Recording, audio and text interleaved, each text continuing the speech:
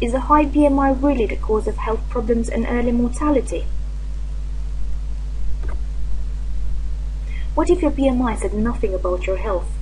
Being overweight means having a percentage of body fat higher than medically prescribed. Because measuring the percentage of body fat represents a complex process, conventionally an alternative, much simpler measure is used: body mass index. Body mass index is calculated as one's weight measured in kilograms divided by one's squared height measured in meters. Overall, the BMI has been proposed as a reliable measure of percentage of body fat.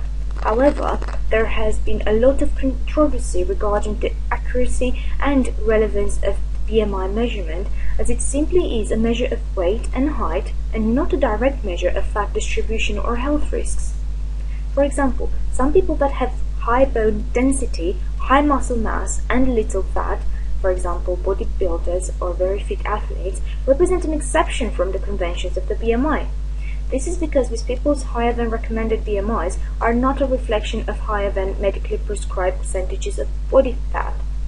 For some very intriguing information on this matter, I recommend reading Fat is a Feminist Issue by Susie Orbach, Obesity Myth by Paul Campos, and Fat Politics by Eric Oliver. Though I do not fully agree with the BMI concept, for the purpose of simplicity, I will use it throughout this presentation. Overall, the overweight condition, that is BMI between 25 and 29.9% in general, and its extreme cases in particular, represent a major medical, governmental, financial and social problem. With the exception of the sub-Saharan Africa, worldwide, more health problems and deaths are caused by high BMIs than by malnutrition. According to the World Health Organization, in 2008, 35% of the worldwide population aged 20 or older was overweight. This high pervasiveness of the condition is currently increasing, also spreading in underdeveloped and developing countries and in all age groups. The condition is expected to continue the present expansion trend. For example, by 2050 in the UK, 25% of all the children aged under 16, 50% of the adult women, and 60% of the adult men are predicted to become obese. That is BMI between 30 and 39.9. The recommended BMI depends mainly on gender and age. However, because Asian people present increased risk of developing overweight and obesity-related illnesses when they reach a BMI of 23 and 25 respectively, these figures have been set as the new cutoff points for defining overweight and obesity respectively in Asian populations. The main problems that have been associated with the overweight conditions are arguably the development of physical and mental illnesses and early mortality. For example, binge eating disorder has been reported by nearly twice as many obese individuals compared to normal weight individuals. The National Audit Office report issued in 2001 showed that 6% of all deaths were attributed to obesity, with an average of 9 years of life expectancy. However, the direction of the causality may not be the one presented above. Some propose that much evidence suggests that insulin resistance is a product of an underlying metabolic disturbance that predisposes the individual to increased fat storage due to compensatory insulin secretion.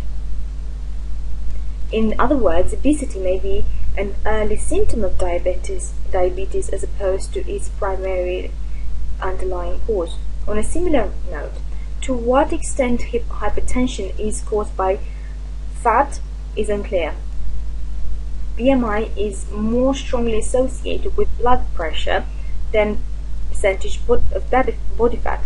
This indicates that the association between BMI and blood pressure may result from higher fat-free mass as opposed to fat mass. In addition, compared to subcutaneous fat, visceral fat, that is fat located inside the abdominal cavity between organs, is more strongly associated with greater metabolic disturbance and risk factors of cardiovascular disease. A study published in the New England Journal of Medicine in 2004 found that liposuction removal of subcutaneous fat, even up to 23 pounds of it, in 15 obese women had no effect after 3 months on their measures of blood pressure, blood sugar, cholesterol, or response to insulin.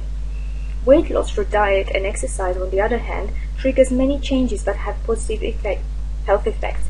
A larger waist measurement also predicts the development of high blood pressure, regardless of total body fat, according to a 10-year study of Chinese adults published in 2006 in the American Journal of Hypertension. Although it is likely that more overweight and obese people have high levels of visceral fat, not all people that have high amounts of visceral fat are overweight or obese, according to the BMI measurements. In addition, consider, for example, the findings of a study which examined the healthy obese and the unhealthy normal weight populations. The study identified 6 different risk factors for cardiometabolic health and included subjects in the unhealthy group if they had 2 or more risk factors, making it a more stringent threshold of health than that used in categorizing metabolic syndrome or diabetes. The study found a substantial proportion of the overweight and obese population at every age who were healthy, and a substantial proportion of the normal weight group who were unhealthy.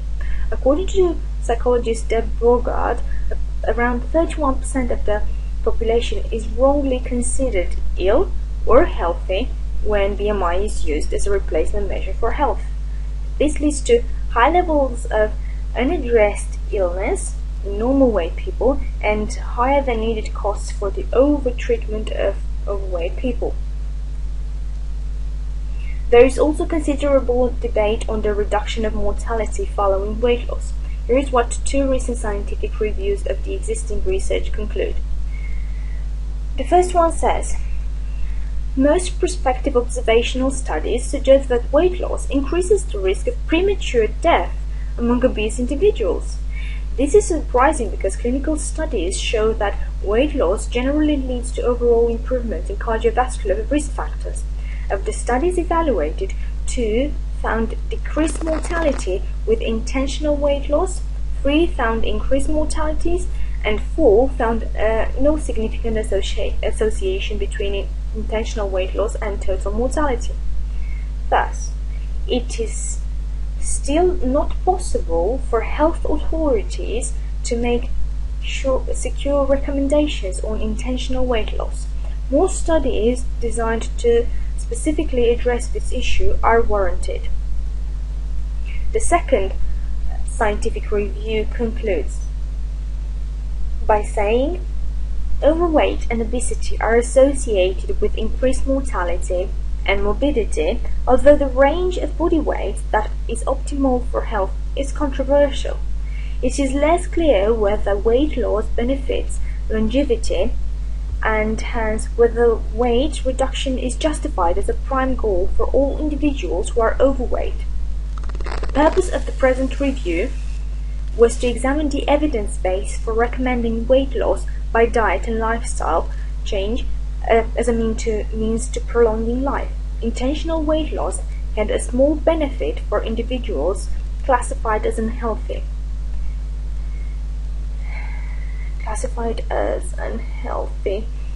especially unhealthy obese, but appeared to be associated with slightly increased mortality for healthy individuals and for those who were overweight but not obese. There was no evidence for weight loss conferring either benefit or risk among healthy obese. In conclusion, the available evidence does not support solely advising overweight or obese individuals who are otherwise healthy to lose weight as a means of prolonging life. Other aspects of a healthy lifestyle, especially exercise and dietary quality, should be considered.